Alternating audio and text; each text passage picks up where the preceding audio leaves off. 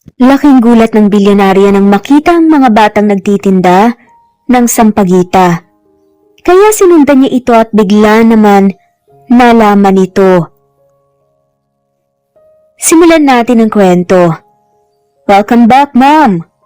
Ani nga ni Oliver sa kanyang inang si Olivia.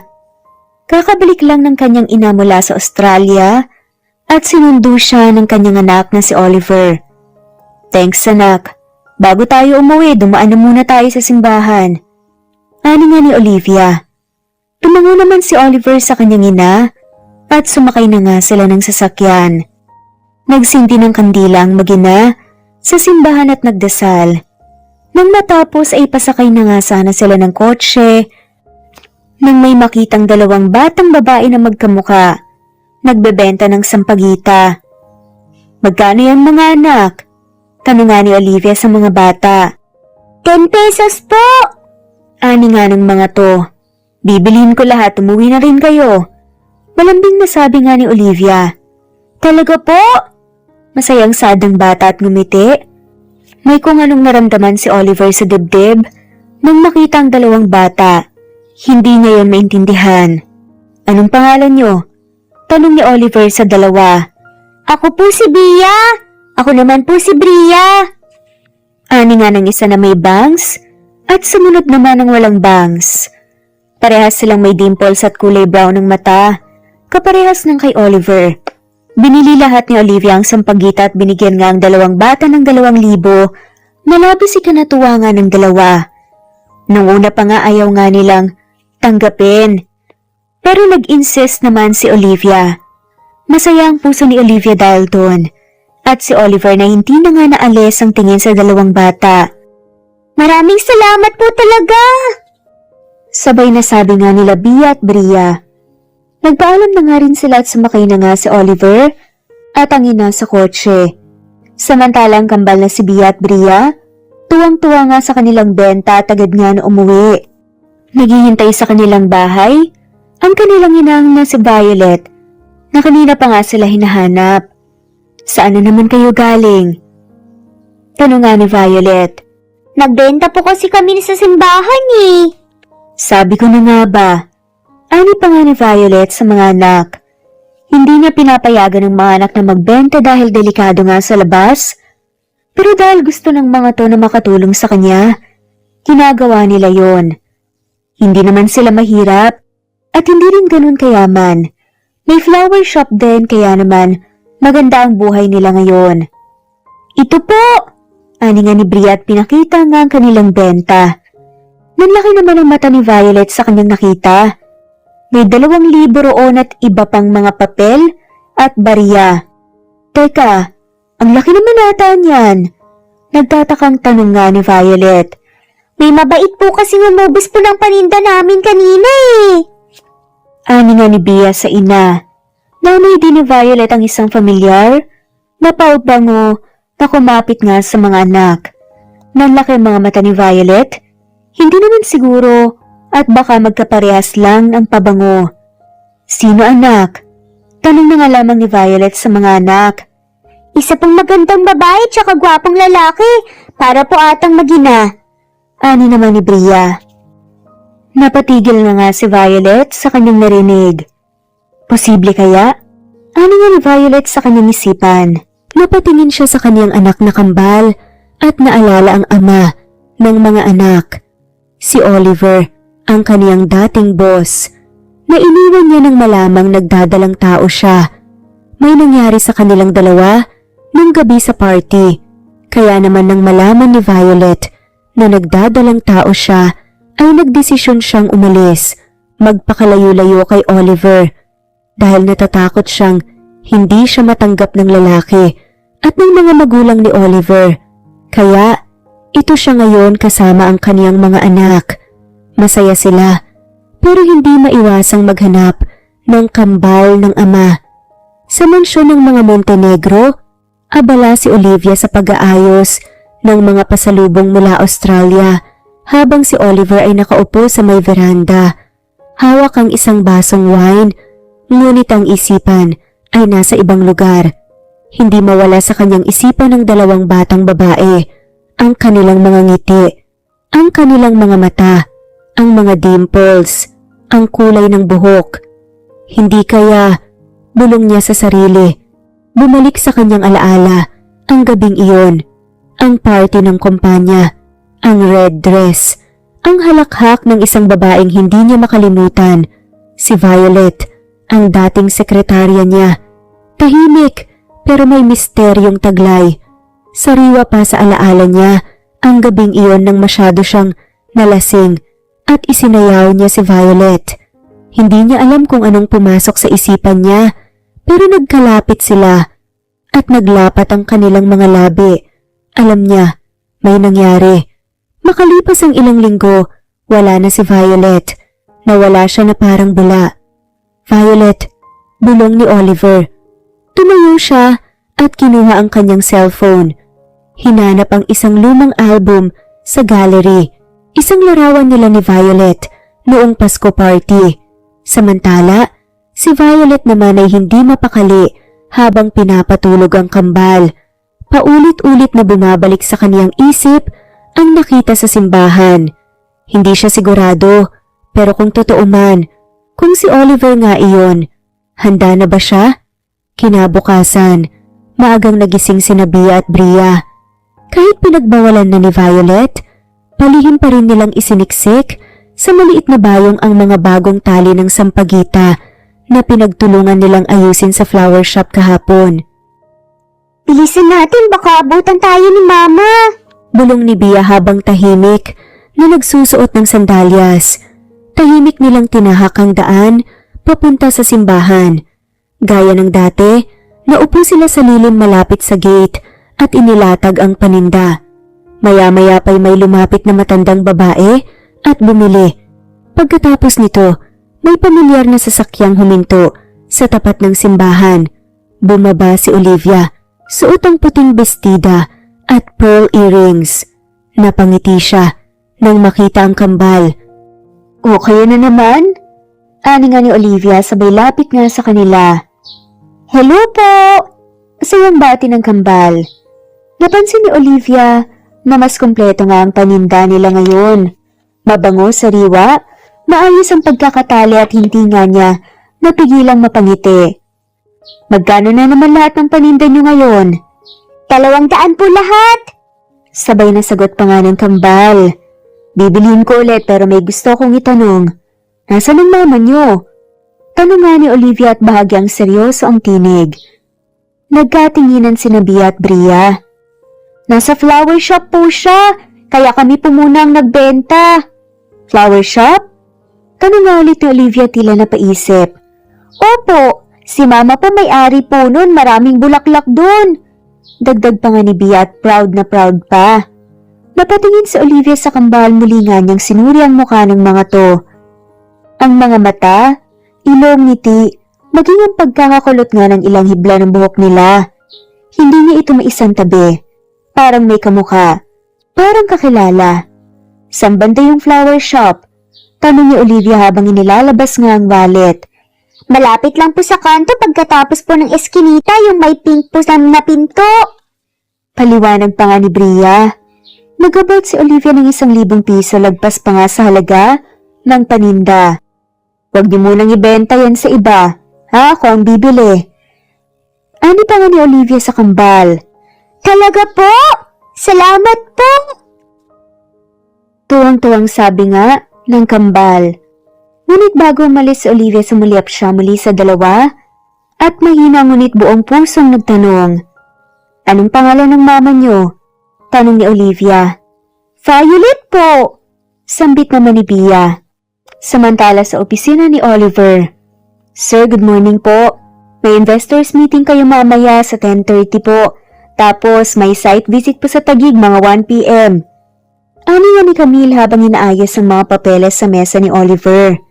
Noted. Tipid na sagot lang naman ni Oliver habang nakatitig sa laptop. Ngunit kahit gaano nga niya piliting tumuon sa presentation slides ng isang multi-million project, sa utak niya sampagita pa rin ang kanyang nakikita. 2 bata magkamukha, may dimples, may matang kulay tsokolate, parang siya. Muli niyang isinara ang laptop at pumikit. Focus, Oliver. Bulong pa nga niya sa kanyang sarili. Hindi ito ang oras para sa kung ano man yung iniisip mo. Dagdag pa nga nito. Tumayo siya, kinuha nga ang coat at lumabas nga ng opisina. Mabilis siyang tinapik ni Camille. Sir, okay lang po ba kayo? Tanong nga nito. Halatang nag-aalala.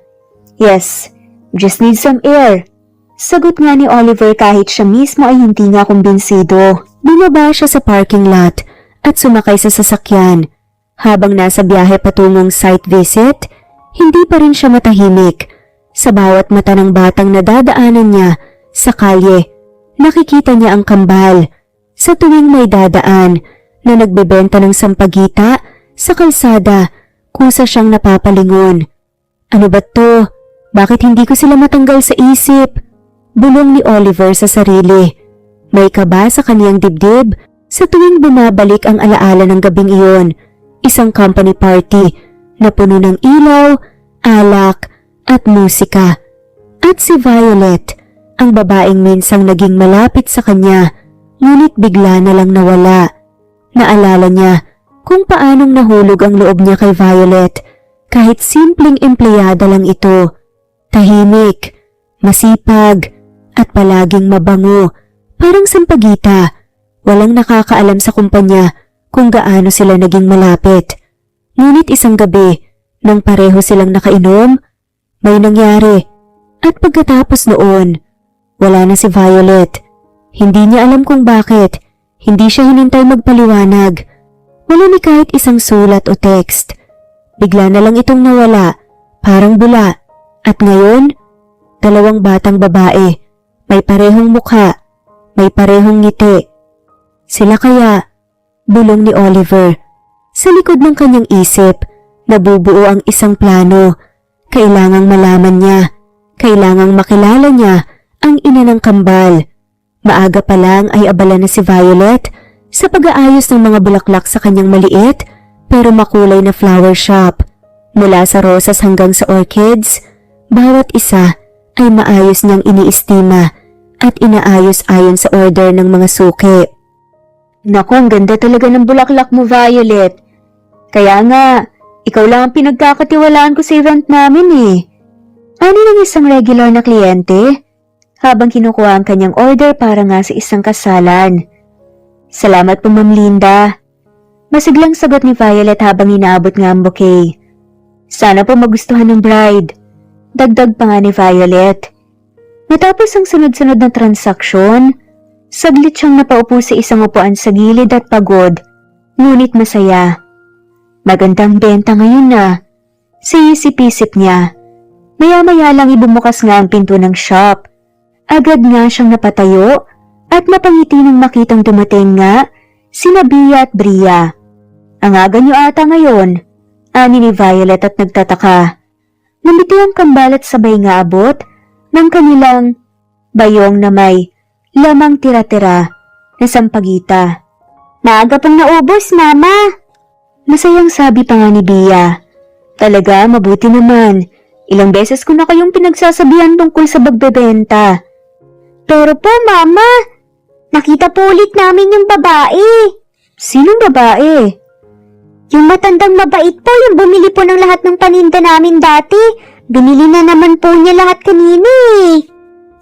Masayang kwento nga ni Bia. Napapitlag si Violet.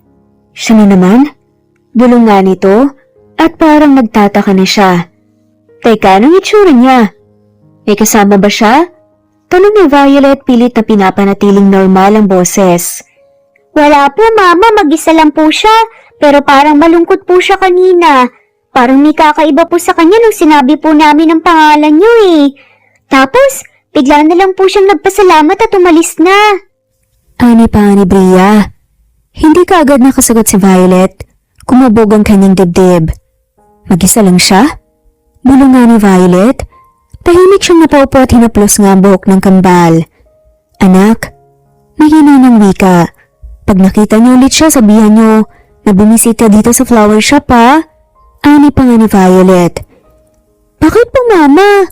Gusto ko lang siyang makausap. Sagot naman ni Violet at pilit nga ang ngiti. Dahil parang may kakaiba siyang nararamdaman. Ngunit sa loob-loob niya isang tanong lang ang paulit-ulit. Bakit ngayon pa? Bulungan ni Violet.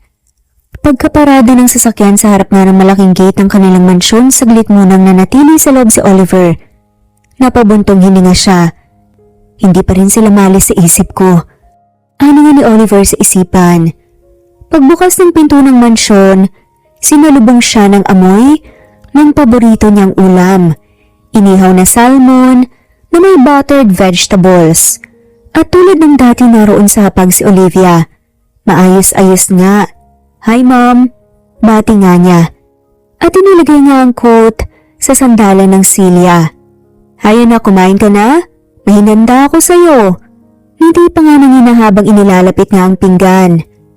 Tahimik muna silang kumain ng ilang sandali hanggang si Olivia na nga rin ang bumasag ng katahimikan.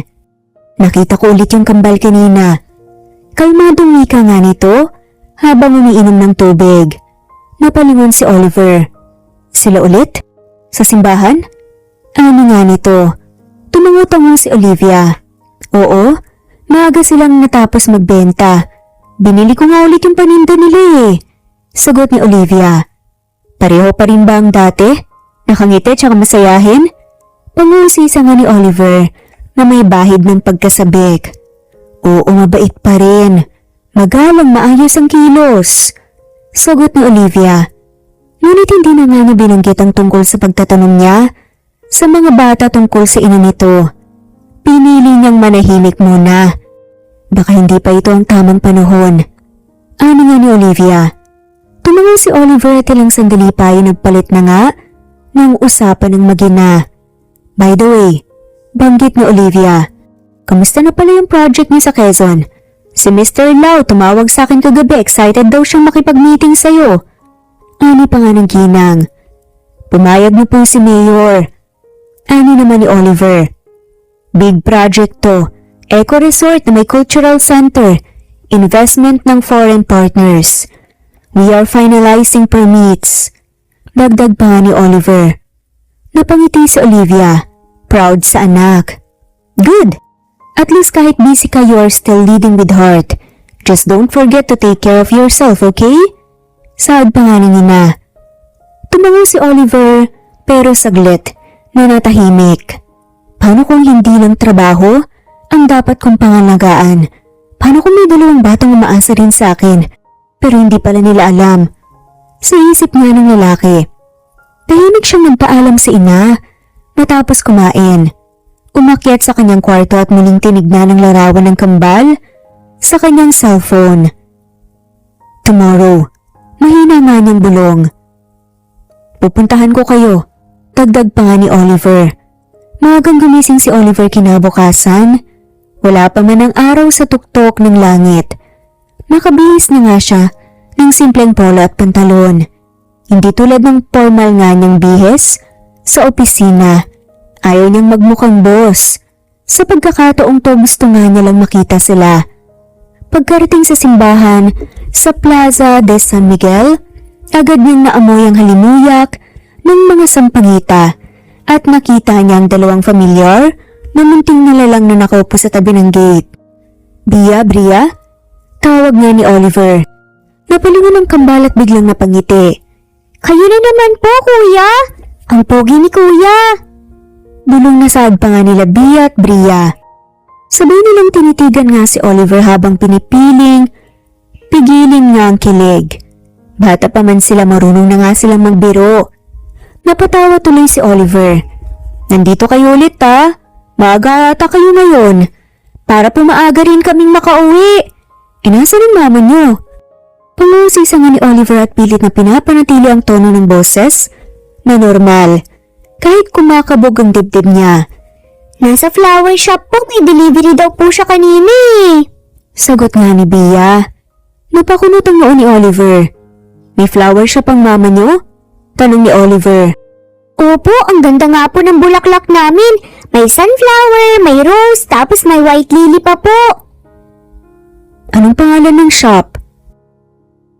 Tagasan po ba kayo, kuya? Parang ang dami niyo pong gustong malaman eh. Ha? Ako? Napakamot na nga lamang sa batok si Oliver. Nagagandahan lang ako sa mga bulaklak. Malay mo, baka doon na lang ako bumili. Sagot na nga lamang ni Oliver. Napatawa ang kambal. Secret po muna yung name po ng shop namin. Baka po kasi magalit si Mama. Sabi po niya kasi, huwag po basta-bastang sumasama o kaya magsabi ng kung ano-ano po. Sa kani-kanino ang dami niyo pa naman pong tanong. Matino nga ang pagpapalaki ng ina nila. Sinisip-isip nga ni Oliver. Lalo siyang humanga. Kahit hindi pa nga niya ito nakikita. Okay, secret muna. Sabay ngiti niya. Pero bibiliin ko ulit lahat ng paninda niyo. Talaga po? Sabay na napatili pa nga ang kambal at tila excited nga sa nalaman. Habang inaabot niya ang bayad, mas lalo siyang napatingin sa mga mata ng kambal. Parehong-pareho ng kay Violet. Hindi na ako pwedeng magbulag-bulagan. Wika ng kanyang isip. Kailangan ko na siyang makita. Kailangan ko na siyang makausap. Dagdag pa ni Oliver. Pagkatapos ng maikling pakikipag-usap sa kambal at pagbili ng lahat ng sampagita, agad na dumiretso si Oliver sa opisina ng kanilang kumpanya, OSG Holdings. Pagkapasok pa lang niya sa lobby, sinalubong na siya ng kanyang sekretarya. Sir Oliver, naghihintay na po si Architect Watson sa conference room. May dinala raw pong updated blueprint para po sa resort project. Ani nga ng babae. Okay, susunod ako. Sagot naman ni Oliver, ang ina nila. Sino nga ba talaga siya? Bulong pa nga nito. Sa loob ng meeting room ipinresenta nga ang bagong layout ng Eco Resort. May malaking amphitheater, nature trail, at isang floating cafe sa gitna ng lawa. Lahat ay kahanga-hanga pero si Oliver tahimik lang nakatitig nga sa presentation pero hindi nakikinig. Sir Oliver? Tawag pa nga ng project manager. Okay po ba sa inyo ang bagong proposal? Tanong pa nga nito. Napabalikwas si Oliver at ngumiti ng kaunti. Yes. It's good. Pakisama na lang yan sa final draft. I will review it again later. Sagot na nga lamang ni Oliver. Pagkalis nga ng mga bisita, naiwan siyang mag-isa sa opisina. Bumuntong hininga siya at tumingin nga sa city skyline mula sa malaking salamin ng gusali. Violet. Napapikit nga siya. Ngayon lang niya ulit naisip nang ganito si Violet. Hindi bilang empleyado kundi bilang taong minsan niyang nakasama sa isang gabi. Isang alaala. Bumalik ang imahe ng kambal. Ngiti, mata, dimple, lahat pamilyar. Agad niyang tinawag ang sekretarya sa intercom. Marivic, pakikuha nga ako ng listahan ng mga flower shops sa may Plaza de San Miguel. Yung mga walking distance lang sa simbahan. Utos nga ni Oliver. Sige po, sir. Ngayon hindi na nga siya papayag pa na puro tanong lang. Kailangan niya ng sagot. Maagang nagsimula ang araw ni Violet sa kanyang maliit ngunit maaliwalas na flower shop na tinatawag niyang B&B Fresh Flowers. Nasa gilid dito ng isang tahimik na kalsada, malapit sa simbahan at paborito ito ng mga parokyano tuwing linggo dahil sa presko ng mga bulaklak at magiliw na serbisyo. Habang inaayos niyang mga buke ng rosas, daisy at carnation dumating na ang kambal. Pawis at masaya. Hi, Mama! Sabay na bati nga ng dalawa. Nandiyan na pala kayo. Kanina ko pa kayo hinihintay Salubong nga ni Violet, sabay halik nga sa noo ng mga anak. Maaga kayong nakauwi Tumutong naman ang cute ng mga bata. Nagbenta na naman po kami sa simbahan. At alam niyo ba, Ma? Nandun na naman po si Kuya na gwapo. Napahinto nga sa pagkakatali nga ng ribbon si Violet. Sino na naman kuya? Tanong niya at pilit na pinanatiling kalmado ang tono. Yung bumili po ng lahat ng paninda namin dati. Ang bait po talaga niya, Mama, tapos nagtatanong po siya kanina kung nasan po kayo. Sad pa nga ni Bria. Napatigil nga si Violet muling bumilis ang tibok ng kanyang puso. Ano namang sabi niyo? Tanong niya at halos pabulong. Wala po kaming sinabi. Secret nga raw po muna yung flower shop natin kasi baka po magalit ka. Ani nga ni Bia, nangumiti. Napupo si Violet sa tabi ng mga bucket ng sunflower. Iba ang kabang nararamdaman niya. Hindi takot kundi halo ng pagkalito at pangungulila. Bakit ngayon pa? Bakit sa dinami-rami ng simbahan at pagkakataon ngayon pa sila muling nagkasalubong? Tumingin siya sa kambal. Masaya, inosente, walang kamalay-malay na baka ang lalaking tinutukoy nila ay ang mismong ama nila. Oliver, nakita mo na ba sila? Naisip mo na ba kung sino sila? Bulungan ni Violet sa sarili. Ma, okay lang po ba kayo? Tanong nga ni Bria. Napangiti si Violet kahit pilit. Oo anak, napagod lang si mama sa pag-ayos ng mga bulaklak. Sagot ni Violet. Hindi niya alam kung handa na siya. Pero sa puso niya alam niyang darating ang araw na hahanapin siya ng lalaking iniwasan niya noon. At ngayon, mas malakas na ang kutob niyang. Malapit na ngayon. Kinakabahan na ako sa mga susunod na mangyayari. Saad ni Violet sa kaniyang isipan. Mainit ang sikat ng araw nang tumigil sa harap ng flower shop ang isang magarang itim na sasakyan. Agad itong nakatawag ng pansin sa ilang dumadaan at lalo na kay Violet na abalang nag-aayos ng display ng mga bouquet sa harapan ng tindahan.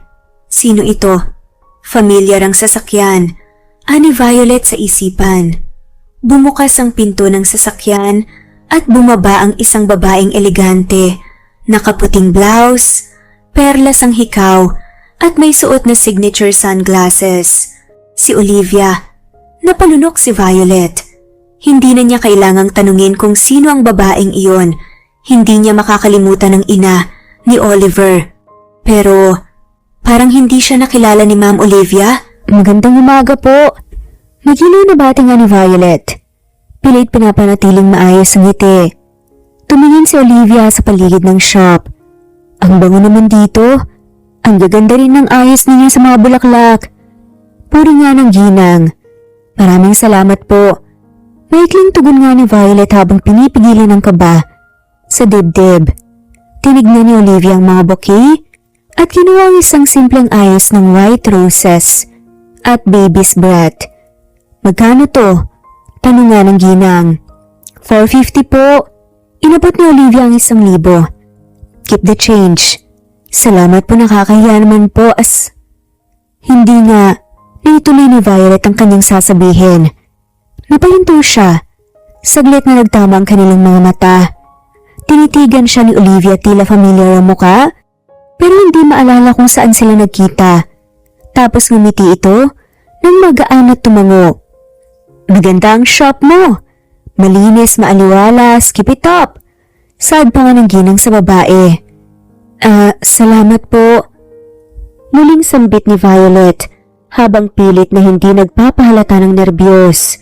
Pagkakuha ng bulaklak ay agad na bumalik si Olivia sa sasakyan. Pagkaalis nito ay napaupo si Violet sa silyang kawayan sa sulok ng shop. Huminga siya ng malalim. Buti na lang, hindi niya ako nakilala o baka piniling hindi na lang ako kilalanin. Bulong ni Violet. Pinagmasdan niya ang shop, ang mga bulaklak at saka tinanaw ang kambal na naglalaro sa gilid. Isang bahagi sa puso niya ang nagsasabing hindi magtatagal, aabutin din siya ng katotohanan. Pero hindi pa ngayon, hindi pa siya handa. Sa mga sumunod pang araw, abala si Oliver sa pagpili ng mga prutas sa isang supermarket sa mall. Nang lumiko siya sa aisle ng mga gulay, napahinto siya nang makita ang isang pamilyar na babae na may hawak na 2 bata na halos kapareho ng kanyang mga mata at ng kanyang dugo. Si Violet, ani Oliver. Kasama niya ang kambal. Masaya, nagbibiruan habang pumipili ng mga gulay. Violet? Ani nga ni Oliver. Napatingin si Violet na tila nagulat nga nang makita si Oliver. Ngunit sa halip na lumapit o magtanong, napangiti lang siya nang mahinahon at ngumiti.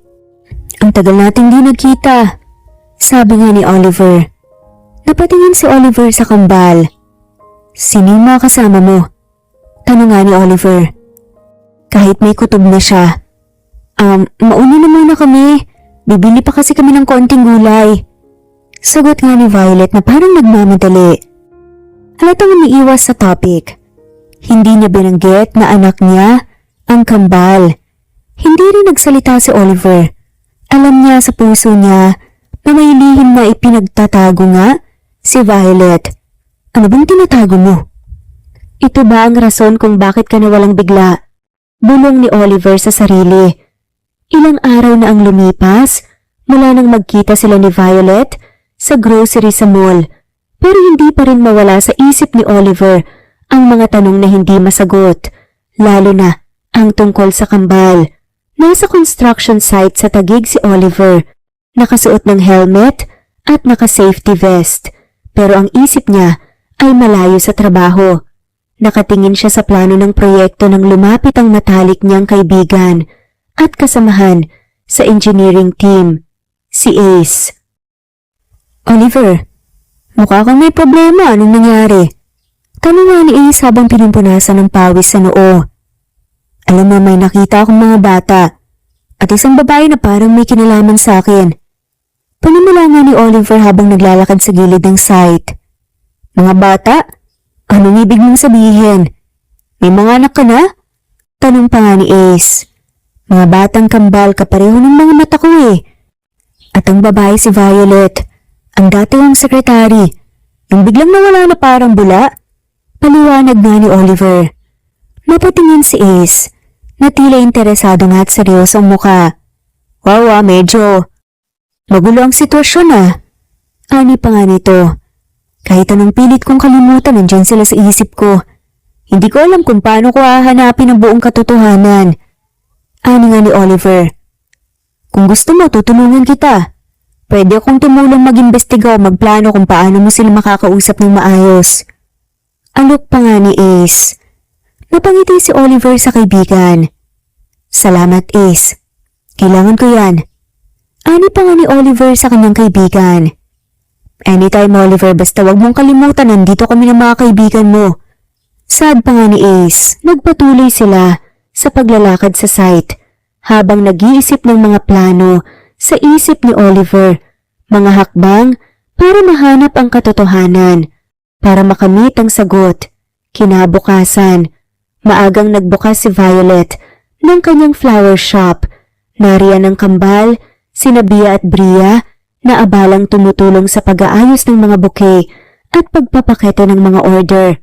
Mama, tignan mo po to!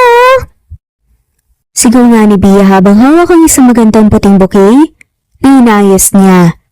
Ang ganda naman! Parang galing sa isang artist ah, sabi ni Violet at yumakap nga sa kanyang mga anak. Mama, masaya po ako ngayon. Minsan po kasi ang hirap po talaga ng buhay pero kapag nandito po tayo, parang lahat po ng problema nawawala. Dagdag pa nga ni Bia. Napangiti si Violet at tumingin nga sa mga anak na lumaki ng matatag at masaya sa kabila ng mga pagsubok. Salamat sa inyong mga anak. Kayo ang aking lakas. Sabi pa nga niya, tinawakan nga ang kamay nila. Sa labas dahan-dahang dumating ang ilang mga suki na nakangiti at bumibili nga ng mga bulaklak. Masayang tumanggap si Violet ng mga orders habang pinagmamasdan ng mga kambal na nagtutulungan at nagsisikap. Pag-uwi ni Oliver mula sa trabaho pagod man, hindi niya maiwasang mapansin ang seryosong tingin ng kanyang ina, si Olivia. Tahimik silang naupo sa sala at hindi nagtagal, sinimulan ni Olivia ang usapan. Oliver, tungkol sa mga batang nakita mo sa simbahan, yung kambal. Nalumanay nga niyang panimula. Napatingin si Oliver sa ina. Alam niyang may gustong iparating si Olivia. Anak, hindi ko nasabi sa iyo pero oo. Anak nga ni Violet ang kambal na yon. Sabi nga ni Violet na parang may bigat nga sa dibdib. Napakunot noo si Oliver. Paano mo nalaman? At bakit hindi mo sinabi sa akin kaagad? Tanong nga ni Oliver. Napabuntong hininga si Olivia. Matagal na ang nangyari. Si Violet ang dating sekretarya mo dati, diba? Ngunit sa tagal niyang nawala, nahirapan akong makontak siya. Siguro may mga bagay siyang gustong itago. Ani nga ng ginang. Gusto ko sanang malaman ang buong katotohanan. Sabi ni Oliver na may halong lungkot nga at pagkabigla. Ako rin anak, pero kailangan nating maging maingat. Marami pang tanong ang dapat na masagot. Paano niya pinalaki ang mga bata? Bakit hindi niya sinabing anak niya sila? At higit sa lahat, anong mga nangyari sa pagitan niyo noon? Tugon nga ni Olivia. Napapikit na nga lamang si Oliver. Sinusubukang unawain nga ang bigat ng sitwasyon. Mahalaga na malaman natin ang buong kwento, Ma'am. Hindi lang para sa akin kundi para sa mga bata. Dagdag pa nga ni Oliver at napangiti naman si Olivia. Don't worry, sasamahan kita anak. Maghahanap tayo ng paraan para makausap si Violet at para malaman ang lahat ng dapat malaman. Ani pa nga ni Olivia. Kinabukasan, maaga pang umalis si Oliver papunta sa flower shop ni Violet. Ramdam niya ang kaba at pag-asa habang nilalakad ang pasukan ng maliit na shop na puno ng makukulay nga na bulaklak. Pagpasok niya napansin niyang tahimik ang paligid, walang mga bata at lalo na si Violet. Nilapitan niya ang counter at doon niya nakita ang isang babae na tila assistant ni Violet. Magandang araw po, pati nga ni Oliver. Si Violet po ba ang may-ari ng shop? Tanong nga ni Oliver. Lumiti naman ang babae. Opo sir, pero pasensya na po wala po siya ngayon eh. May importanteng meeting po siya, kaya hindi nakapasok. Sad naman ang babae. Ganun ba? Kailan siya babalik? Siguro mamayang hapon po sir. Pero kung gusto niyo po, pwede ko pong ipaalam na dumalaw kayo. Alok nga ng babae. Salamat. Sagot naman ni Oliver. Sana makausap ko siya. Ani ni Oliver. Naglakad si Oliver papalabas nga ng shop. Kinagabihan tahimik ang flower shop ni Violet. Nakapikit na nga sa kama ang kambal na sina Bia at Bria dahil sa pagod sa buong araw. Biglang kumatok sa pintuan. Nagulat si Violet nang makita ang pumasok na si Oliver. Violet, mahina niyang wika. Pwede ba tayong mag-usap? Napatingin si Violet kay Oliver. Hindi makapaniwala na siya na nga mismo ang narito. Tulog na ang mga bata. Sabi ni Violet halatang nag-aalala pa sa kalagayan ng mga anak. Alam ko hindi ko gugustuhin guluhin sila. Kailangan ko lang malaman ang totoo. Sagot nga ni Oliver ng may halong pag-aalala at pag-asa. Naglakad sila papunta sa sala na upo ng magkatabi. Sa gitna ng katahimikan, unti-unting bumukas nga ang kwento. Mga tanong at mga lihim na matagal nang ang tinatago. Violet, tawag nga ni Oliver. Sabihin mo sa akin, sila ba ang mga anak ko? Tanong ni Oliver. Halos hindi makahinga si Violet sa bigat ng tanong. Tila bumagal nga ang takbo ng oras.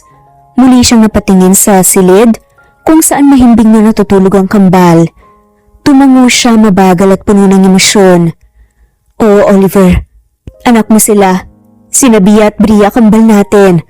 Sagot ni Violet, hindi kaagad nakaimik si Oliver na mutla siya. Saka napaupo nga ng mas maayos. Hinagod ang mukha parang sinusubukang alalahanin ng bawat detalye ng mga nakaraang taon. Bakit? Mahina niyang sambit. Muling tumingin si Violet sa kanya ramdamang kabang bumabalot sa kanyang dibdib. Natatakot akong sabihin sa iyo noon. Natatakot akong baka hindi mo ako matanggap o mas malala, baka hindi mo sila matanggap. Ani pa nga ni Violet. Violet, bakit hindi mo sinabi sa akin noon? Bakit mo ako iniwan? Tanong pa nga ni Oliver at halos pabulong ngunit puno ng pananabik sa katotohanan. Huminga ng malalim si Violet pilit ang pinipigilan ng pagluha.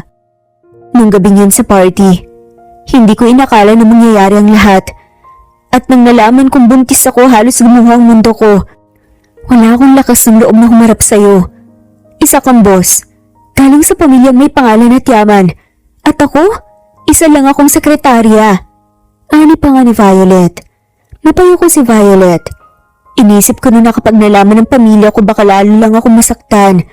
Hindi ko alam kung paninindigan mo ko itataboy, gaya ng iba. Kaya pinili ko na lang lumayo. Sabi nga ni Violet. Tahimik si Oliver.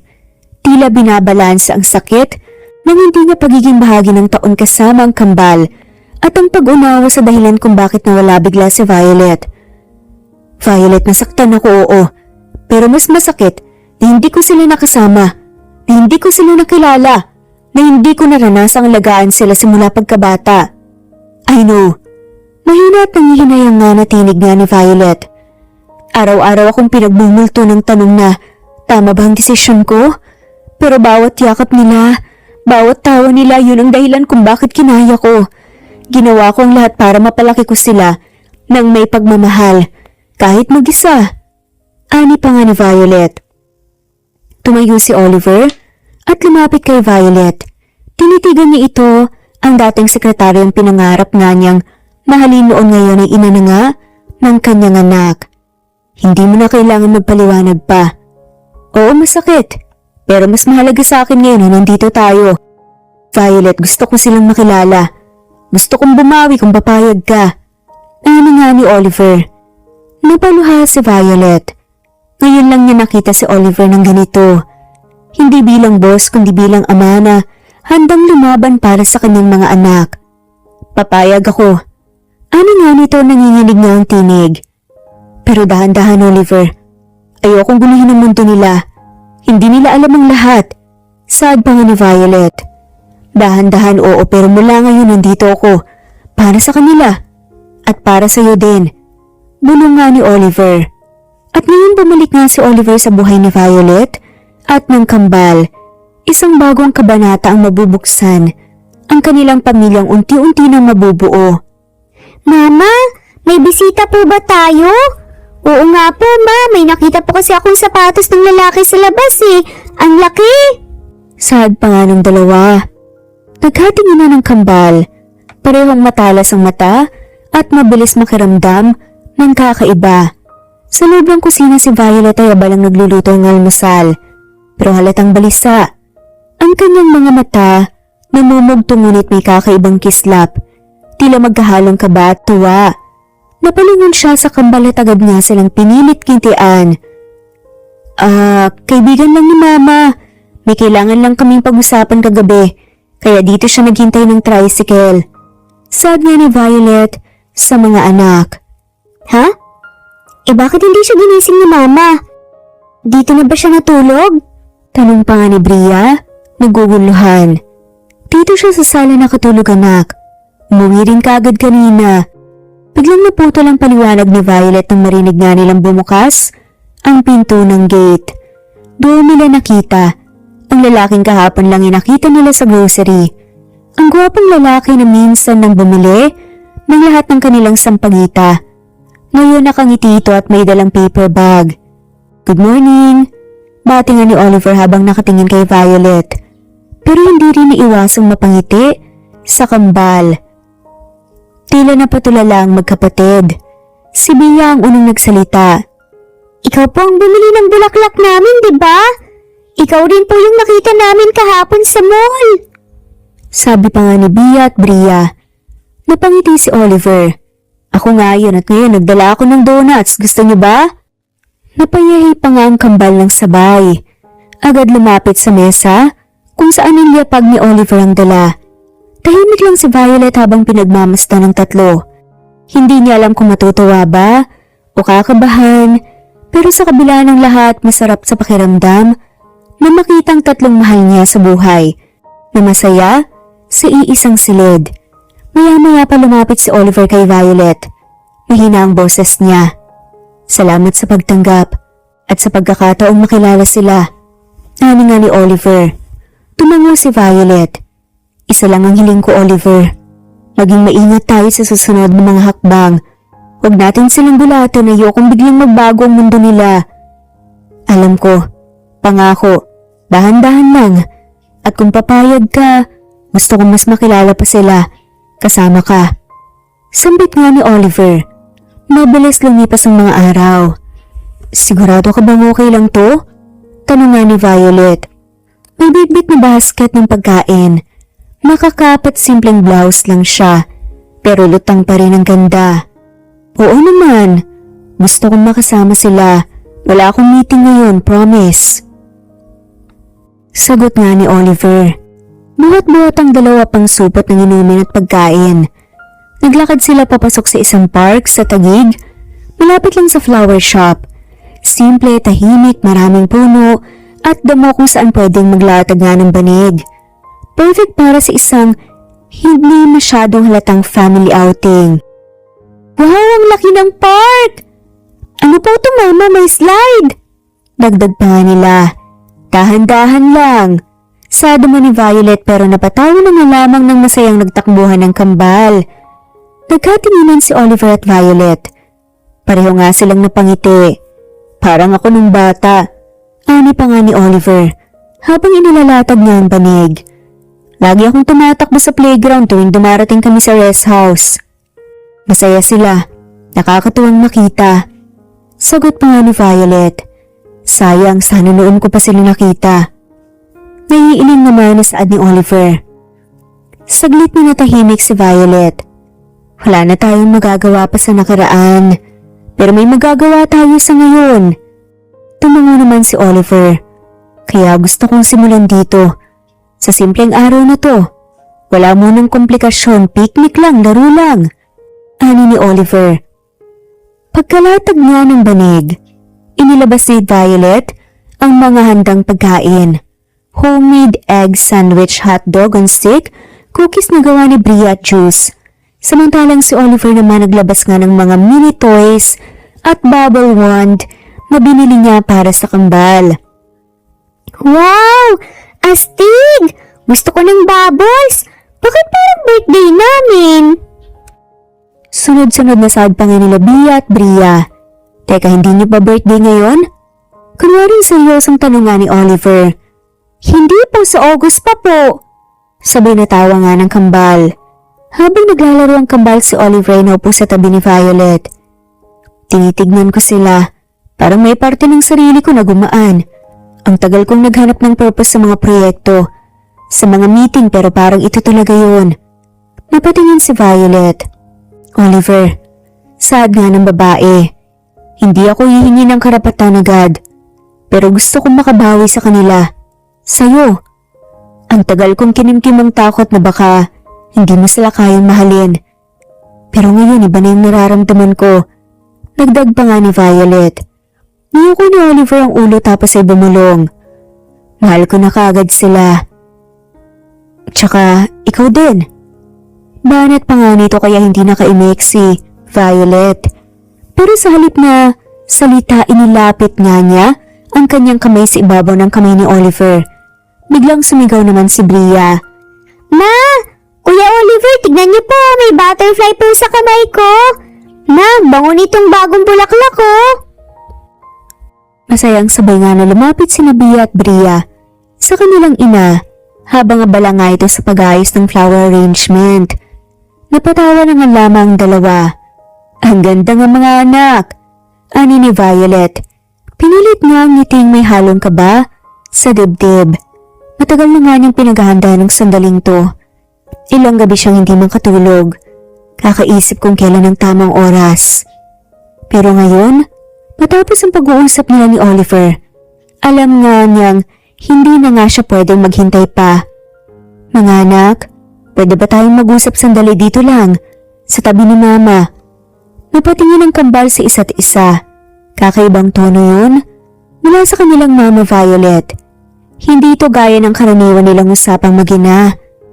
Umupo silang tatlo sa maliit na sofa, sa sulok ng shop. May gusto kong sabihin sa inyo tungkol sa daddy niyo. Panimula pa nga ni Violet.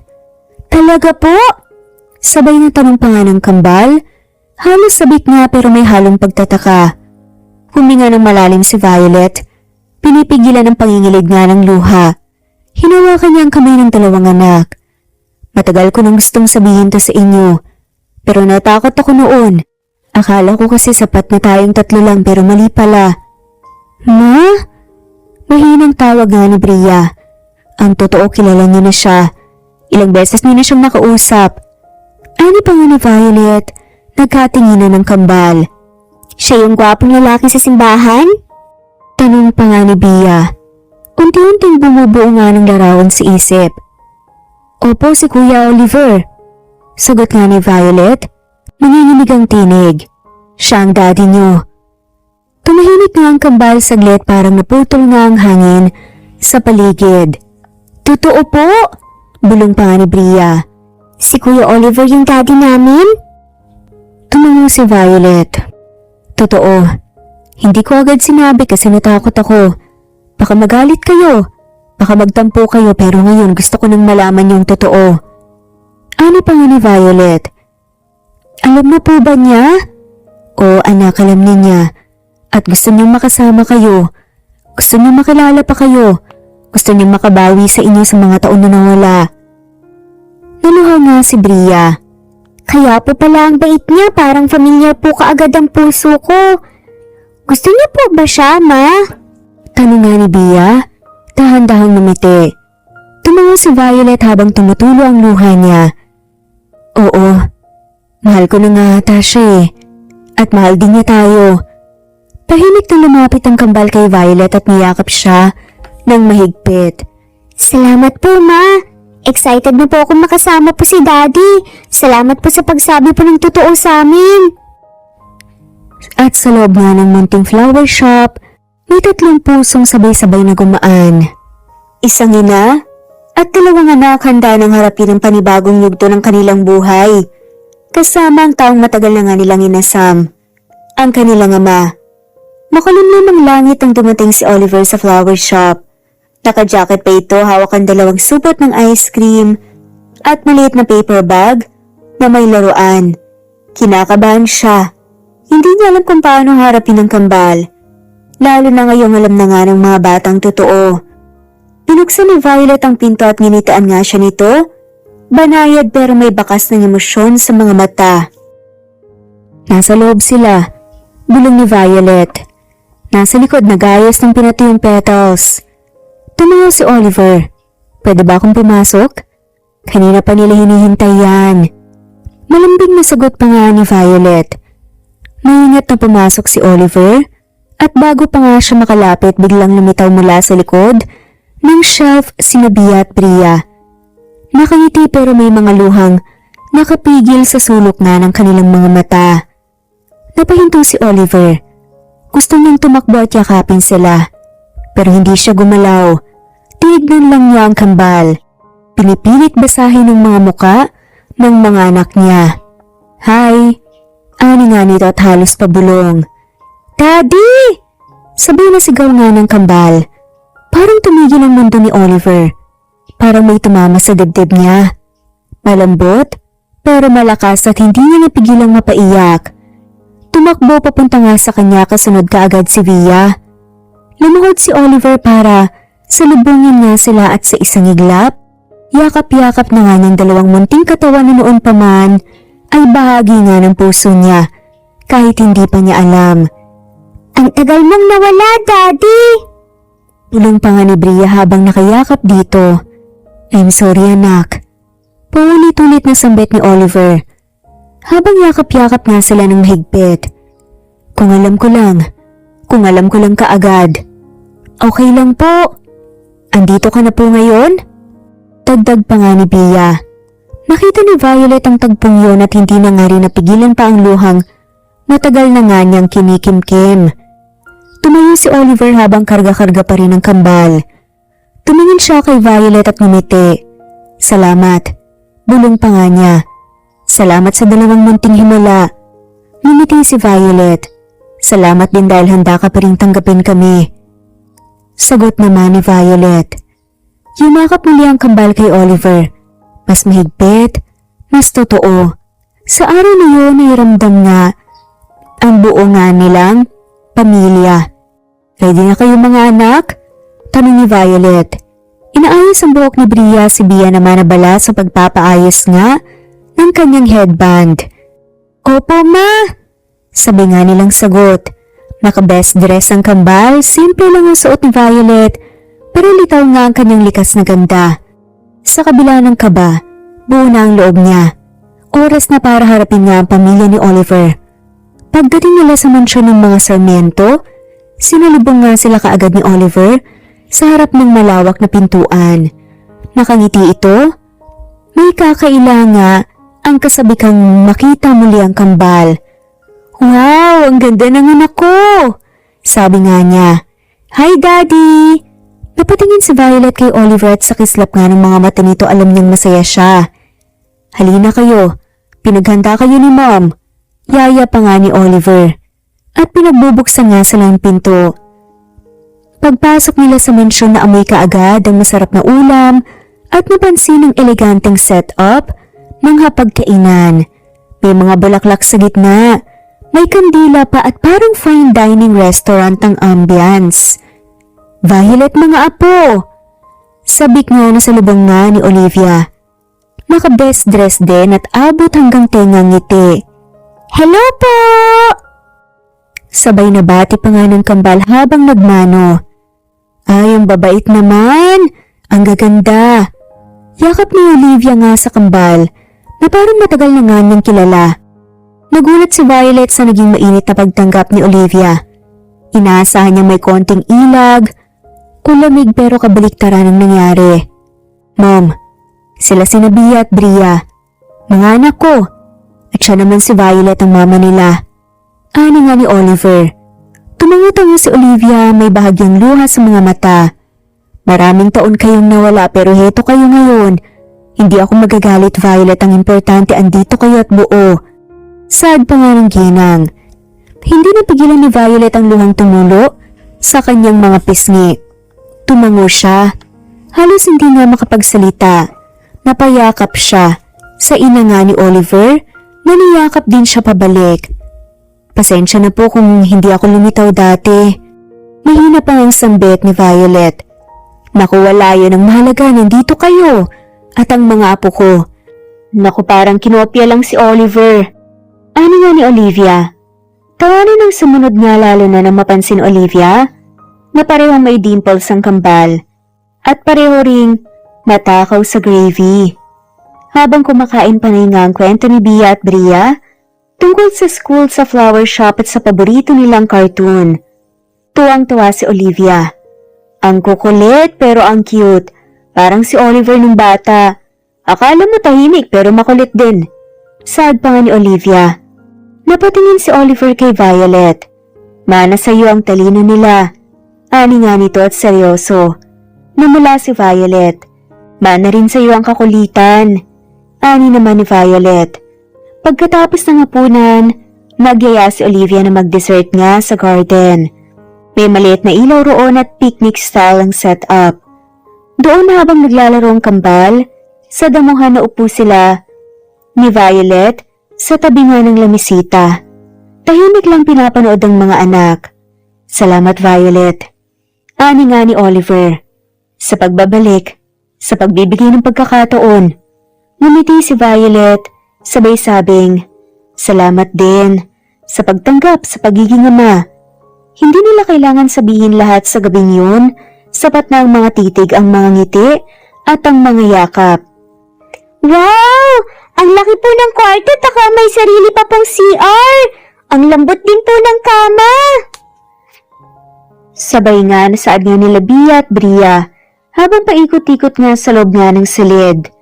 Napangiti si Violet habang pinagmamasdan ng mga anak. Ramdam niyang masaya ang mga ito, tila pa panaginip ang lahat sa kanila. Sino nga bang mag-aakalang isang araw ay matutulog sila sa mansyon ng pamilyang minsan niyang tinakasan? Okay ba kayo dyan? Tanong nga ni Oliver, nakakapasok lang sa silid. Opo, Daddy, gusto niyo po ng gatas?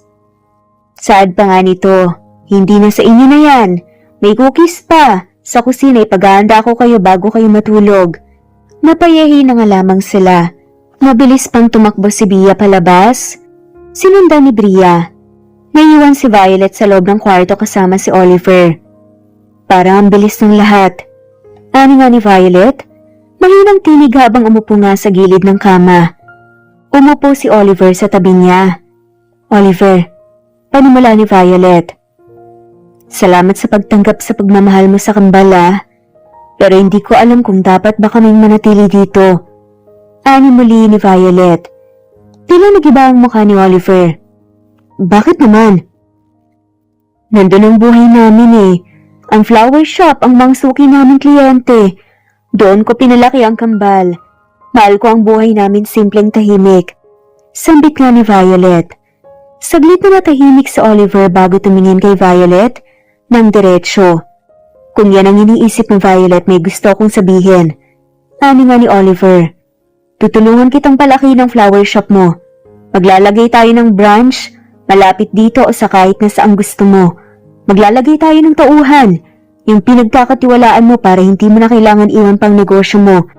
Pero gusto ko dito kayo, dito sa mansyon. Gusto kong gigising ako tuwing umaga na kasama kayo. Gusto kong uwi ako gabi-gabi na nandito ang kambal at ikaw. Hindi kaagad nakapagsalita si Violet. Nangingilid ang luha nga sa kanyang mga mata. Hindi ko to sinasabi para makontrol ka, Violet. Alam kong malakas ka. Kayang-kaya mong itaguyod ang mga anak natin, pero ngayon gusto ko naman sanang ako ang maging sandalan niyo para maibigay ko yung suporta na dapat matagal ko nang naibigay. Dagdag pa nga ni Oliver. Napayo ko si Violet. Nanginginig niya ang mga kamay habang pinipigilan ng damdamin. Oliver, natatakot pa rin ako. Dati siguro may dahilan para matakot ka. Pero ngayon, Violet, wala na. Walang sino man ang maaaring humadlang sa atin. Kahit sino, Mami. Alam mong buong puso kayong tinatanggap. Napahinga ng malalim si Violet at bahagyang ngumiti. Paano kung subukan natin? Napangiti si Oliver. Walang pressure, dito lang ako. Dito lang kami. Maya-maya pa bumalik na nga ang kambal, may gatas nga sa labi at cookies sa kamay. Mami, dito na tayo matulog palagi ah. Oo nga po, Mami, ang sarap po kasi ng gatas nila dito eh. Subukan natin mga anak. Subukan natin tumari dito. At sa gabing yun sa loob nga ng silid na puno ng tawa, kwentuhan at yakapan, tuluyan ang naramdaman ni Violet na hindi na nga niya kailangan matakot pa. Sapagkat ang dating tahanang iniwan niya, handa na ngayong maging tahanan nila. Mga apo, halika kayo dito kay Lola. Tawag naman ni Olivia. Nakaupo siya sa malapad nga na garden bench ng kanilang mansyon. Tumakbo agad si Bia at Bria, suot nga ang magkaparehong yellow na dress na binili sa kanila ni Olivia kagabi. Hawak pa ni Bria ang stuffed bunny na bigay ni Olivia habang si Bia naman ay may bitbit na sketchpad. Lola, pwede po bang mag-drawing po dito? Tanong pa nga ni Bia habang nakangiti. Siyempre naman na po. Ang dami nating bulaklak dito sa garden, pwede mong gawing inspirasyon. Sagot ni Olivia sabay haplos nga sa buhok ng bata. Si Bria naman sumampa sa tabi ni Olivia at yumakap. Lola, thank you po sa bunny, ang lambot-lambot po niya. Ay naku, ikaw talaga. Kulang pa yan sa mga gusto kong ibigay sa inyo. Saad pa nga ng ginang. Napangiti si Olivia. Ramdam nga niya ang ligaya sa dibdib habang tinitignan ng kambal. Para siyang nananaginip na ang dalawang batang matagal nga niyang pinagdudahan kung kanino galing ay ngayon tinatawag na nga siyang Lola. Lola? Tanong nga ni Bria. Ano pong laruan po ni Daddy nung bata po siya? Tanong nga ni Bria.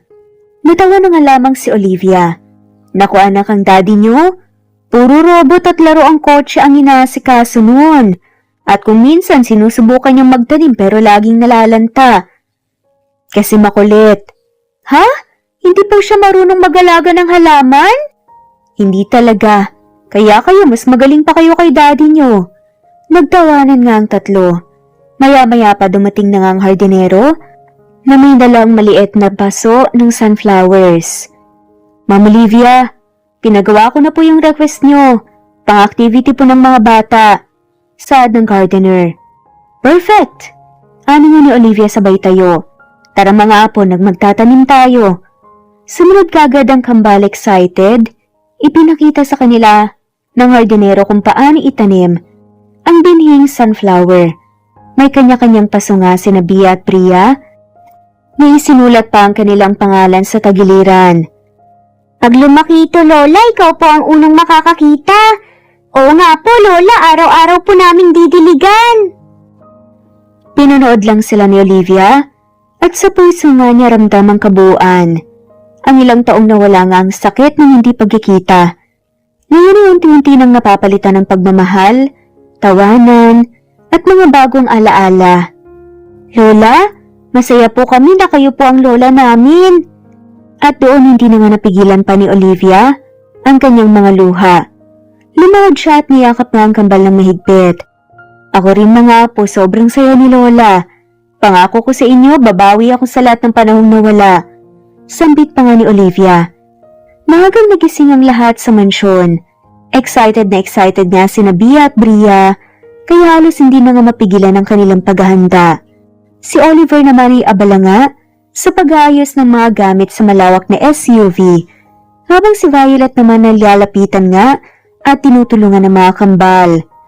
Bakit ba hindi ako nakakaramdam ng pagod kahit gising tayo ng gising? Excited na excited talaga ang mga bata. Tawa pa nga ni Violet. Siguro dahil ito ang unang outing natin bilang pamilya. Family first trip, kaya dapat po special. Hindi nagpahuli si Bria. Tara na po daddy, ang tagal na po nating naghihintay eh. Sumakay na nga sila ng sasakyan. Buong biyahe puno ng kwentuhan at tawanan ng loob nga ng sasakyan. Si Oliver nagmamaneho habang si Violet naman ang nagkukwento. Alam niyo ba dito sa Tagaytay? Sikat ang bukot mangga. At syempre, yung malamig na hangin ay ang best na pantanggal ng stress. Kwento pa nga ni Violet. Napailing si Oliver. Mukhang bet ko na to ah. Lumipas ang halos 2 oras bago sila dumating sa Tagaytay. Wow! Ang ganda po ng tanawin po dito sa Taal Volcano! Hala, kuha po tayo ng pictures! Hiyaw pa nga ng dalawa. Say cheese! Pagkatapos ng photoshoot, naglakad na nga sila papunta sa picnic area na may mga picnic tables at bangko. Nakalatag na nga ang kanilang mga daladalang pagkain. It's lunchtime! Tawag pa nga ni Oliver. Habang kumakain, nagkwentuhan nga sila ng mga alaala. Nung bata ako, palagi kaming nagpipiknik dito ng pamilya ko. Ang saya-saya lalo na kapag may mga laro kami. Kwento pa nga niya habang nakangiti.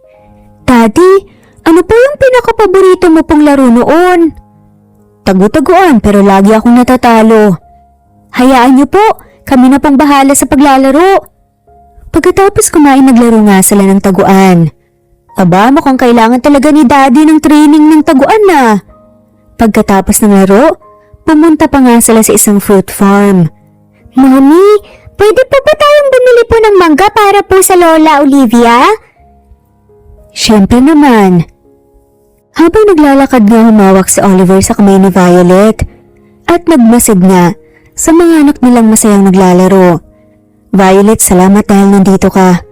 Salamat sa mga anak natin na binigay mo sa akin. Gusto kong malaman mo na handa akong gawin ng lahat para sa pamilya natin. Napatingin si Violet sa kanya. May luha sa mga mata. Salamat din, Oliver. Hindi ko inakala na darating tayo sa puntong to. Pagkatapos pinili nga nilang umakyat sa isang malapit na view deck para makita ang sunset. Tingnan niyo mga anak! Ang ganda ng buhay kapag may pamilya. Daddy, sa pamilya walang imposible. Tumilim na nga nang bumalik sila sa sasakyan. Ngunit sa puso nila, puno ng liwanag ng pagmamahalan. Pagpasok nila sa malawak na gate ng mansyon, dama ni Violet ang init ng pagmamahalan na bumabalot sa pamilya nila. Masayang-masaya ang kambal na sabik na makita ang kanilang bagong tahanan. Uy, nandito na tayo ulit! Masarap talagang bumalik sa bahay! Sigaw pa nga nila Bria at Bia.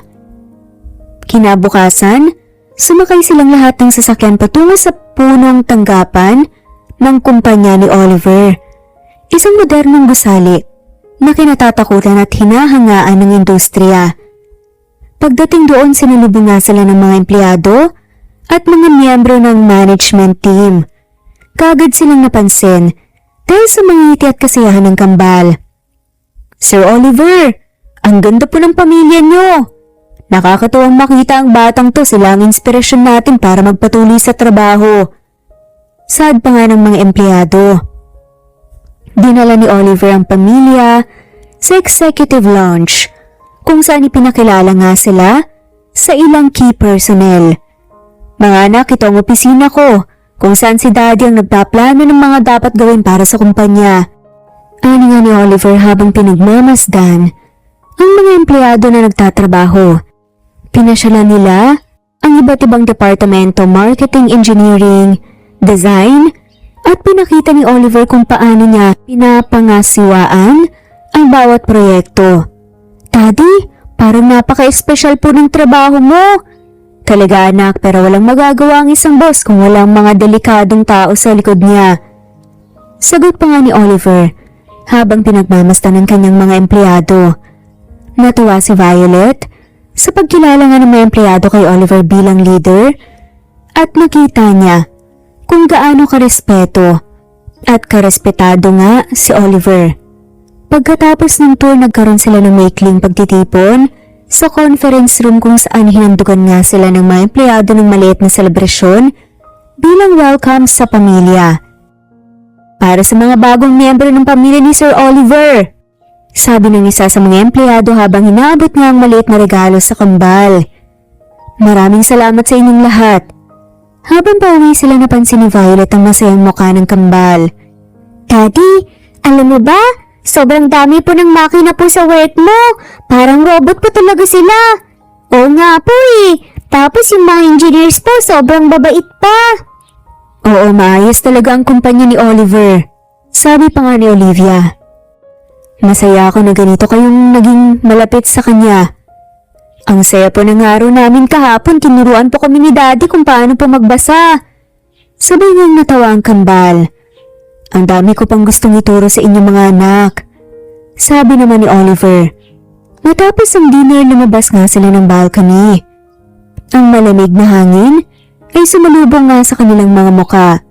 Nagdala ng panibagong enerhiya. Violet, gusto kong malaman mo.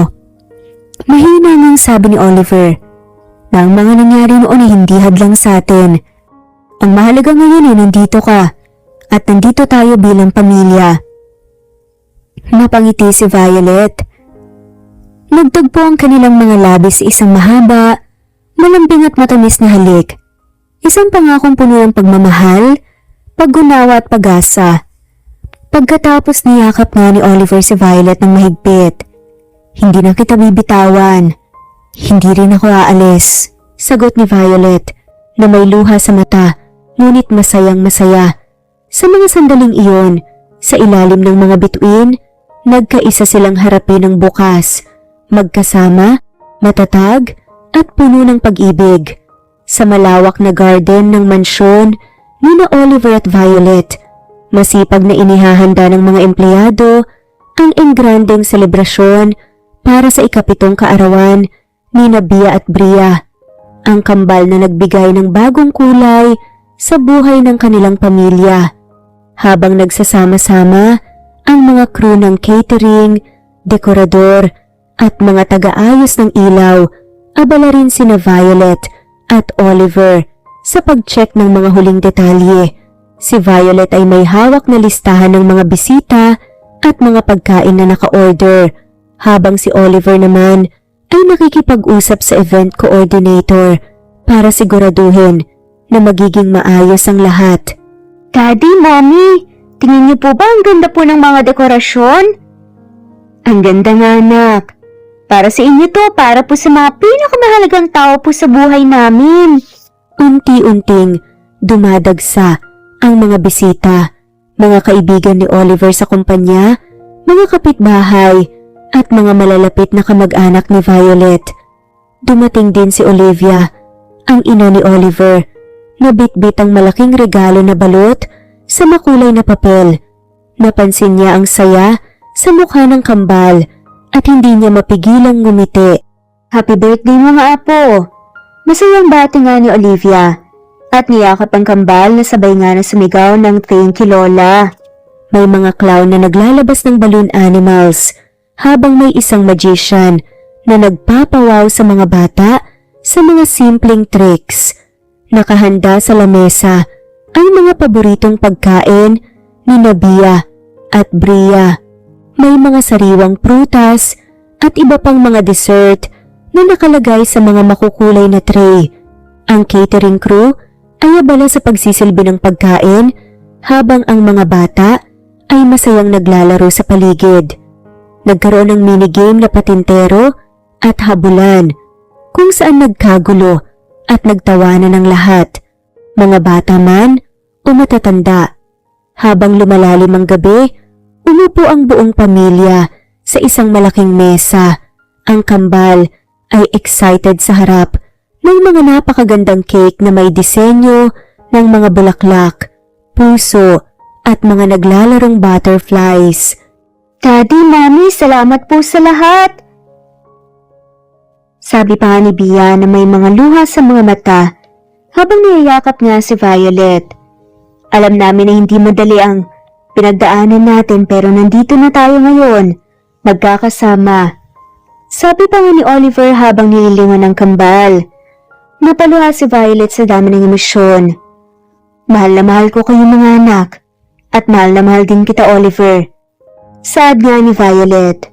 Pagkatapos ng party habang naglilibot ang mga bisita, nagpunta sina Oliver at Violet sa balcony ng mansyon, kung saan tanaw nila ang kumukuti-kutitap na mga ilaw sa paligid. Violet, panimula nga ni Oliver. Alam kong marami na tayong pinagdaanan, pero ngayon mas lalo kong nararamdaman na ikaw ang gusto kong makasama habang buhay. Ani nga ni Oliver. Napatingin si Violet sa kanya. Ang mga mata niya ay nanginginig nga sa lamig ng gabi at init nga ng pag-ibig.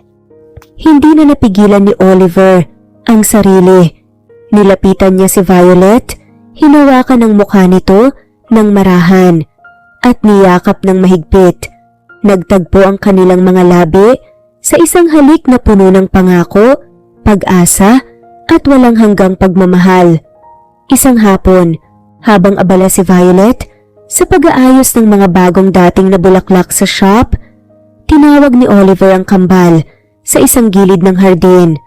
Kids, bulong ni Oliver, may mission tayo.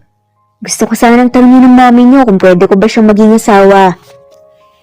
Ani nga ni Oliver at nanlaki ang mga mata ni Bria habang si Bia halos mapatili sa kilig. Yay! Gagawin ka po naming official, Daddy! Sigaw ni Bria pero kagad nga silang pinatigil ni Oliver. Shh! Secret muna natin to. Tumangot-tango ang kambal. Kami pong bahala, Daddy. Kami na pong gagawa ng distraction po tapos ikaw na pong bahala sa sorpresa. Nagplano silang tatlo. Simple pero romantic. Isang dinner lang daw pero puno ng bulaklak, ilaw at pagmamahal. Dumating ang gabi ng plano.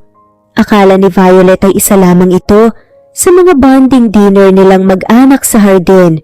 Nagulat na lamang siya nang biglang dumilim ang buong garden at pagkatapos ay nagsindihan ang daan ng mga ilaw, fairy lights na nakapulupot sa mga halaman at sa daang tinatahak niya. Mga anak, Oliver? Tawag nga ni Violet, nagtatakang lumalakad nga. Biglang lumabas ang kambal, nakasuot ng cute na formal clothes, may hawak na placard. Mommy, ready ka na ba po? Sa surprise? Sunod-sunod nga ang placards na pinakita nila habang naglalakad si Violet. Mahal ka po namin. Thank you for being the best, Mommy. May magtatanong po sa'yo ngayon. At sa dulo ng ilaw nandoon nga si Oliver. Naka-formal polo, may hawak nga na isang kahon, nakaluhod at nakangiti sa kanya. Tumulo ang luha sa mga mata ni Violet. Violet, panimula nga ni Oliver. Salamat sa pagbibigay ng dalawang pinaka-espesyal na anak sa mundo. Salamat sa pagbabalik sa buhay ko. Sa bawat araw na kasama ko kayo, mas lalo kong napatunayan na ikaw ang ilaw ng tahanan ko. Bumukas ang maliit na kahon, isang sing-sing na may eleganteng bato at napakakinang. Will you marry me, Violet? Tanong pa nga ni Oliver. Hindi ka agad nakasagot si Violet. Nanginginig ang kamay niya, puno ng luhang mga mata. Tinakpan niya ang bibig at tumango habang umiiyak. Yes, Oliver. Sabi niya habang humahagulgol. Mahal na mahal kita at walang masihigit pa sa pangarap ko kundi ang makasama kayo. Ikaw at ang mga anak natin habang buhay. Ani nga ni Violet. Tumakbo nga ang kambal at sabay na yangakap sa kanilang mommy at daddy. Yay! Engaged na sila! Sigaw pa nga ni Bria. Next stop, wedding! Dagdag naman ni Bia sabay high five. Matapos ang proposal, nagkaroon ng maliit na salusalo sa ilalim ng mga bituin. Kumain sila ng cake, kumanta ng love songs ang kambal, kahit sintonado, at nagyakapan bilang isang buong pamilya. Sa mga mata ni Violet, si Oliver ang lalaking minsan niyang tinakbuhan. Pero ngayon, siya na ang lalaking hindi na niya kailanman iiwan. At sa mga mata ni Oliver, si Violet ang babae na kahit kailan ay hindi na niya bibitawan. Mabilis lumipas ang mga araw. Sa dami ng preparasyon, ensayo, at excitement ng lahat, parang isang iglap lang at dumating na ang araw ng kasal ni na Oliver at Violet. Isang engrandeng garden wedding ang naganap sa isang private estate na puno ng bulaklak mula sa sariling flower shop ni Violet. May arko ng puting rosas, peonies, at lavenders na tila nagsasabing, ito ang simula ng panghabang buhay. Ang kambal na sina Bia at Bria ay sobrang excited. Suot nila ang matching flower girl dresses, kulay ivory na may bulaklak sa baywang. Sila rin ang nangunguna sa entourage at tuwang-tuwa sila habang naglalakad sa aisle, sabay sabing, Mommy, Daddy, we love you! Habang may hawak pang placard na may nakasulat na, Here comes the bride, finally. Tumawa ang mga bisita, halatang puno ng pagmamahal ang pamilya. Habang naglalakad si Violet, papunta kay Oliver sa altar, napansin ng ilan na may kakaiba sa kanya. Halata ito sa ilang malalapit sa kanya, lalo na si Olivia, ang ina ni Oliver. Nilapitan siya ng matalik na kaibigang si Mika habang nag-aayos ng belo. Bes, ilang linggo ka nang parang may ibang glow ah. Tsaka pansin ko madalas kang hinaantok at ayaw sa matapang na pabango. Bulong pa nga nito. Ngumiti lang si Violet, inilapit ang kamay sa tiyan niya.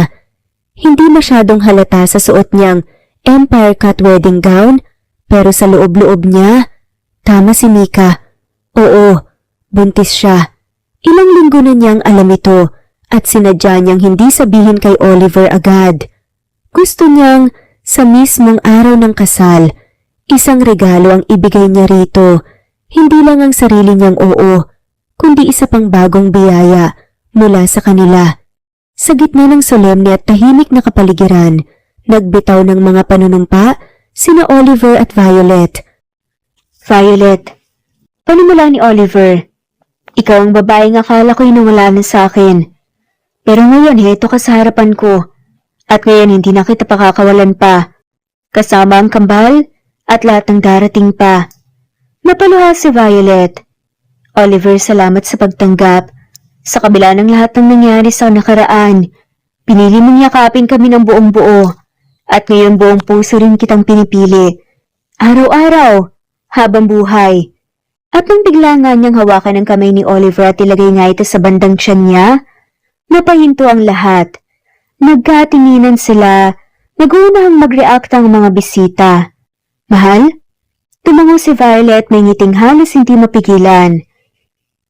Naghiyawan ang mga bisita. Tuwang-tuwa ang kambal na sumigaw pa. May baby na naman kami! Niyakap kagad ni Oliver si Violet. Hindi lang kasal ang regalo ko ngayon, may kapatid na kayo girls! Sigaw pa nga ni Oliver. Ang gabi ng kasal ay naging isang napakakulay na selebrasyon ng pag-ibig at bagong simula. May fireworks, may sayawan, at may walang humpay na tawanan. At sa dulo ng gabi, sa ilalim ng mga fairy lights na nakasabit sa mga puno ng bulaklak, nakatayo sina Oliver at Violet. Magkahawak kamay, nakatingin sa langit. Nakakatuwang isipin, no? Ani nga ni Violet. Ano yan, mahal? Na dati nagbebenta lang ng sampagita ang kambal tapos ngayon heto tayo. May mansyon, may pamilya, may negosyo, at may isa pang blessing. Naluluhang saad nga ni Violet. Ngumiti si Oliver. Basta ikaw ang kasama ko, Violet, kahit saan pa tayo nagsimula o magtapos basta't magkasama tayo, ayos na sa akin yun. Hinalikan niya si Violet. Banayad puno ng pag-ibig at pangakong walang hanggan. Mabilis na lumipas ang mga araw. Mami, Daddy, may announcement po kami! Sigaw nga nila Bria habang hinilang nga si Bia papasok sa sala. Nasa couch si Violet, naka-foots pa at kumakain ng manggang may bagoong habang si Oliver ay may hawak na iPad at nagbabasa ng business reports. Pareho silang napalingon sa kakulitan ng kambal. Ano na naman yan, girls? May napagkasundoan na po kami ni Bia. Sabay na bulalas nga ng kambal. About san? Kay Bibi po. May pangalan na po kami para kay Bibi. Dagdag pa nga ni Bria. Nagkatinginan sina Oliver at Violet.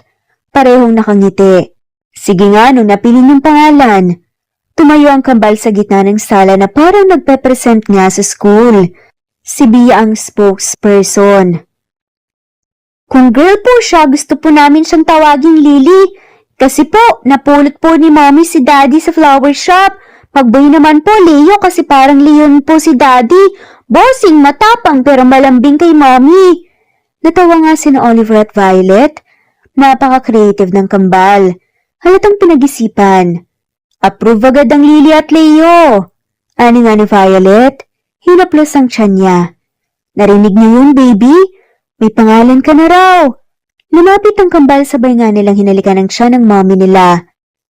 Hi, baby Lily or baby Leo. Sabi pa nga nila.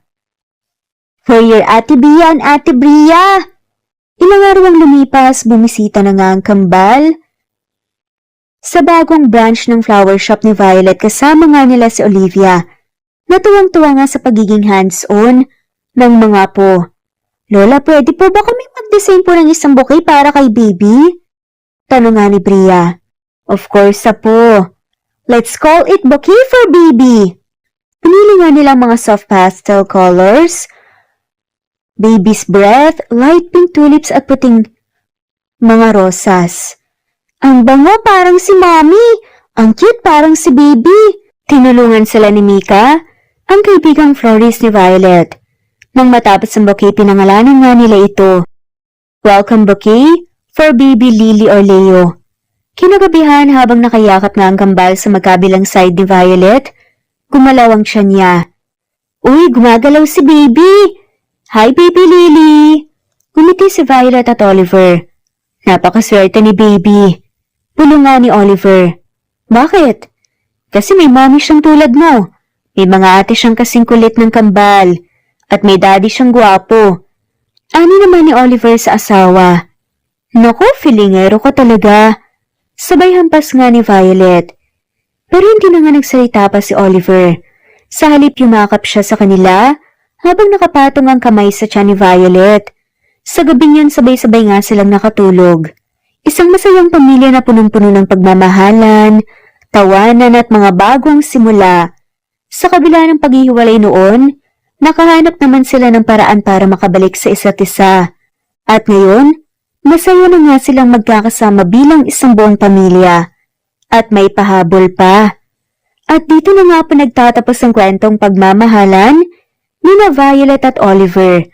Maraming salamat po sa lahat ng mga walang sawang sumusubaybay at shoutout po sa mga sumusunod. Sa Machas, Queen Shano Ebas, Ellie Ramirez, Elizabeth Gilas, Harem Ruhi, Julius, Edna Romero, Charlie, Angelina Samia, Emma Gadiano, Rosemary Vasquez, Lisa, Estelita Mahia, Elvie Candontol, Corazon Danke of University of Eastern Philippines University, Teresita, Neil Bacolor, Evangeline Zamora, Charlie Jean Clemente, Susan Upaga, Susan Rodrigo, Fred Deliza de Guzman, Juby Hernandez, Helen Murillo, Edarlina Fahim, Rosie, Juliet Caday, Kuya Atok, Betty Losnong, Tesen, Susana, Tessie, Rumbawa, Lovina Galang, Aida Jurado, Emily Kinlog, Mirna Hamero, Liz Berito, Gabrielio, Juan Spotify, Imelda Fortes of Columbus City, Larry Malapaya, Benz, Remy's Life Official, Ellie Evangelist Anderson, Choi Choi, Ree, Jasmine Baya, Jeromina Aquino, Enego Ba, Marilyn Babula, Shane Villarmino, Beth Sardina, Gabriel, Nino Regidor, Mel Abrogar, Rosemary Vasquez at shoutout na rin po sa lahat ng mga walang sawang sumusubaybay. Maraming salamat po. Veronica Briseño, Violeta Murillo, Teresita, Teresa Bulie, Christine Flores, Lisbeth Anaban, Flor Salvalion, Kuwait, Raquel Labay, Kuya Atok, Lani Pardillo, Eva Violeta, Esviteres Rose, Emily Galado, Teresita, Res Cavilla Havana, Precious, Lilian Nobebe, Ellie Evangelista Anderson, Marziel Arcelias, Rosemary Palaganas, Rose Martinito, Dean Lege, Alexa Gomez, Jomira Bueno, Amy Fenovares, Irma Emma, Lali Emralino, Tortillas Gaming, Mateo Estrera, Anali Flor, Rosemary Tinito, Rosemary Palaganas, Excelsis Tagala, Emily Kinlog, Rosemary, MM, Penning Escal, Mary Cabangon, Lucia Baldo, Rosemary Vasquez, Londono Villas, Faye, Rosemary, Angelo, Vicky Adlaon, Mercy Villantes, Resilin Unday, Allen, Ace, Nino Regidor, Jayo Cadtec, Escapades Matilda, Irma Valerio, Agustina Aniceto, Cecilia Alvior, Naitan Canada, Lily Roda Barcial, Ellie Ramirez, Doris Day Pangan, Lynn Lee of Macau, Reyes, Rebecca Tezuka, Noel Macero, Rizalina Credo, Mitchie Karch, Ronald Carion, Juliet Pangilio, Lynn, Merlin Zeni Marion, Benoni Anya Lucas from Bacolod City, Melina Aparata, Annalyn Nantes, Flordette, Lorena Utod,